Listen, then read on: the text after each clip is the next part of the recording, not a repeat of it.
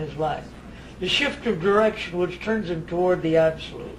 Buddhism calls this change Paravariti, which means right about turn.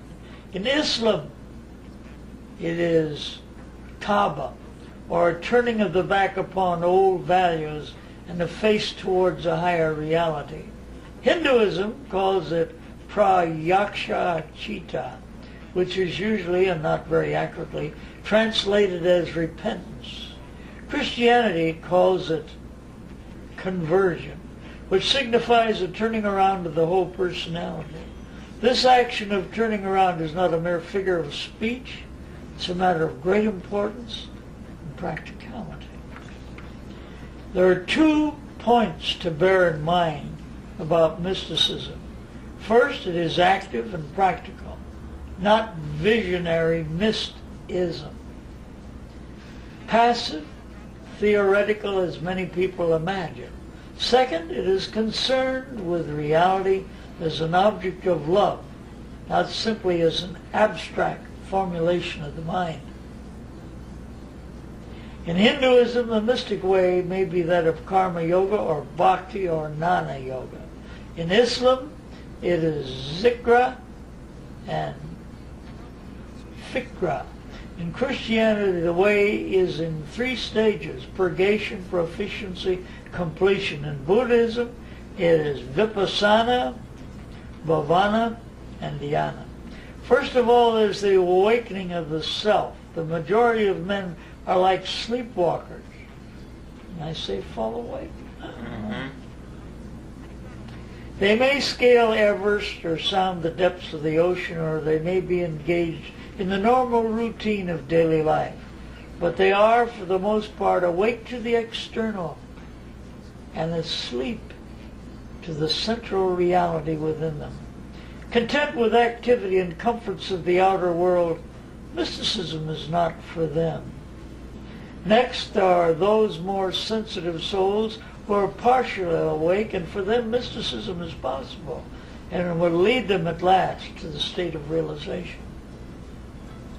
At every moment, on every occasion, man must be fully conscious so as to distinguish between fleeting and the permanent, the perishing and the eternal comes the awareness factor. At the feet of the Master lists 4 qualifications laid down by Shankara for the awakening of the self. They are: first, discrimination; second, detachment or desirelessness, not only from the worldly but from heavenly pleasures. The third qualification comprises the 6 moral qualities of mental control, self-control to inaction, tolerance, cheerfulness, one-pointedness, and confidence. Finally, there is the keen, burning yearning after liberation from the thraldom of senseless life. After these 4 preliminary qualifications comes purgation. Purgation means the purification of the vehicles of consciousness, physical, astral, mental, which, since they are conditioned, prevent us from knowing the unconditioned. Tennyson writes, "The Lord let the house of a brute to the soul of a man. And man said, 'Am I your debtor?' And the Lord said, 'Not yet. But make it as clean as you can, and I'll let you have it better.'" Better open the door, see who it is. And in the purgation there is joy. The mystic does not find it burdensome, for he knows that he cannot venture further along the path without his necessary purification.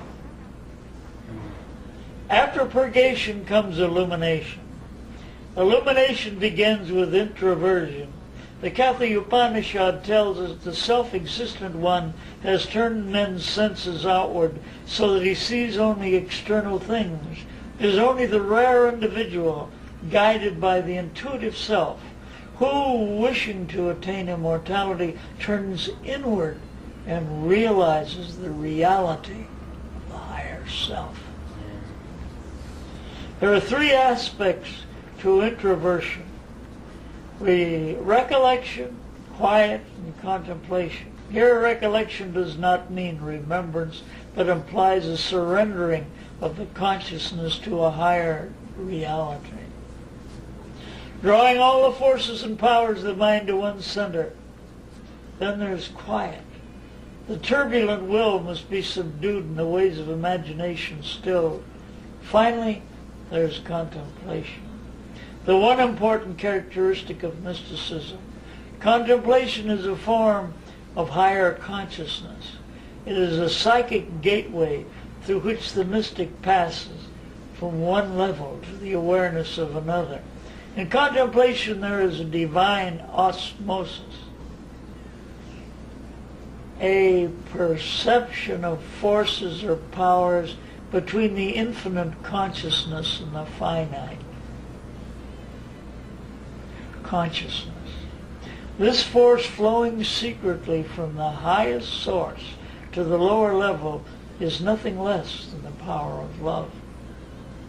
And finally, there's the unity of life. There comes a time when in contemplation our so-called I-hood is swallowed up in a larger consciousness.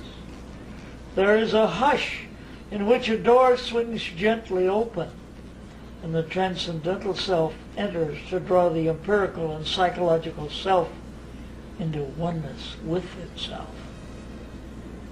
In the Katha Upanishad, Yama defines yoga as both dying and living, while St. Thomas Aquinas is almost the same word, says that it is the art of both living and dying. Man must die in the lower in order to be born to the higher. He loses in order to find and dies that he may live. Contemplation, fully developed, leads to consciousness of the unity of life.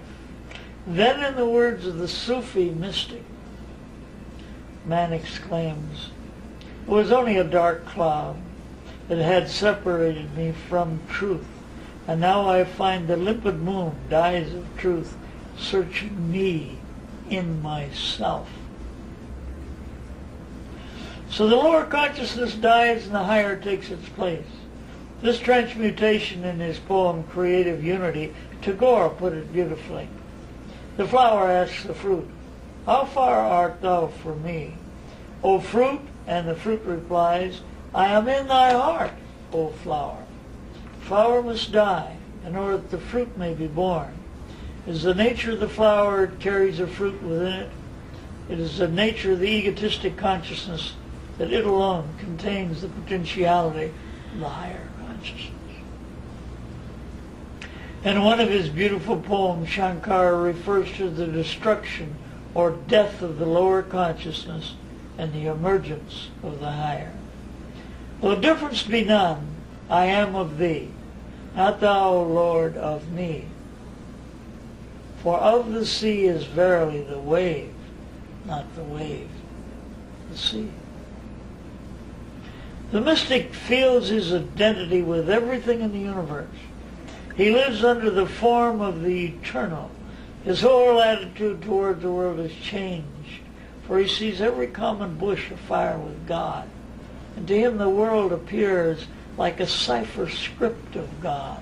Browning makes David declare, "I but open my eyes, and perfection, no more, no less.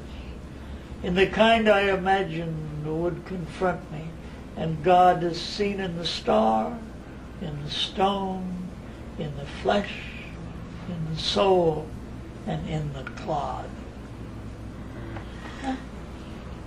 That is a good explanation of mysticism. Who's the author of that? The author? Jayadeva Singh. Jayadeva Singh. Who was it? It was Georg and his landlady, who was about 90 years old, and wondering about music hour. No music hour. I invited him on the walk. I'm sorry about that. How old are you, Joe? 83. 83. And About middle age, didn't he? yeah. And how many years have you been doing this walk? We did it